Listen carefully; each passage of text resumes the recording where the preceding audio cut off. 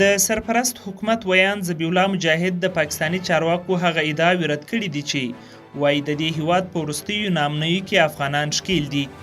ښاغلي مجاهد نن پر ټویټر لیکلي چې د بېلابېلو پاکستاني چارواکو لخوا په دغه هیواد کې د امنیتي وضعیت په اړه پر افغانستان لګول سوي تورونه ناسم دي. د پاکستان د بهرنیو چارو وزیر بلاول بوټو زرداري وړمه ورځ په اسلام آباد کې یوې غونډې ته د وینا پر مهال ګواښ وکړ چې که د افغانستان له خاورې څخه د پاکستان پر ضد د کېدونکو ترهګریزو بریدونو مخه ونه نیول سي نو اسلام آباد کولی سي د افغانستان په خاوره کې عملیات وکړي.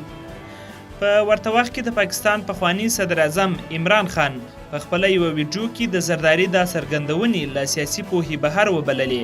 او هغه ته یې وریاده کړه چې افغانستان خپل تاریخ لري. د عمران خان په خبره د عملیاتو کولو په اړه د بلاول بوټو زرداري ګواښونه به په پاکستان کې د ترهګرۍ ستونزه هواره نه کړي بلکې له امله به یې د کابل او اسلام آباد اړیکې نورې هم خړې پړې سي. خو په افغانستان کې د سرپرست حکومت ویان ذبیح الله مجاهد د پاکستاني مقاماتو وروستي تورونه بې اساسه بللي او زیاته کړې ده چې د دوی حکومت به هیڅ چاته اجازه ورنه کړي چې د افغانستان خاوره د کوم بل هیواد پر خلاف وکارول سي. د مجاهد په خبره که له پاکستاني چارواکو سره کومه اندېښنه وي په رسنیو کې د بې بنسټه ادعاو پر ځای دي خپلې اندېښنې د اسلامي امارت له مسؤلینو سره مخامخ شریکې کړي. د یکشنبې په ورځ د پاکستان په باجوړ ښار کې په یوه ځانمرګي برید کې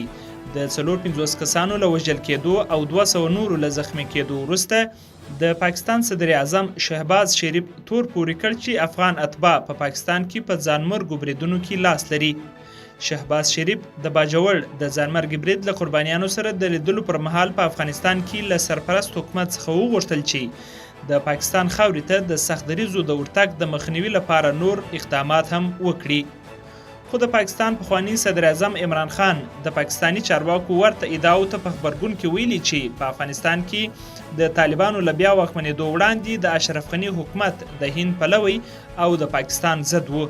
هغه زیاته کړې ده چې په افغانستان کې سرپرست حکومت د اسلام آباد لپاره یو مهم فرصت دی چې ترڅو له کابل سره د خپلو ګټو په اساس غوره اړیکې پر مخ یوسي.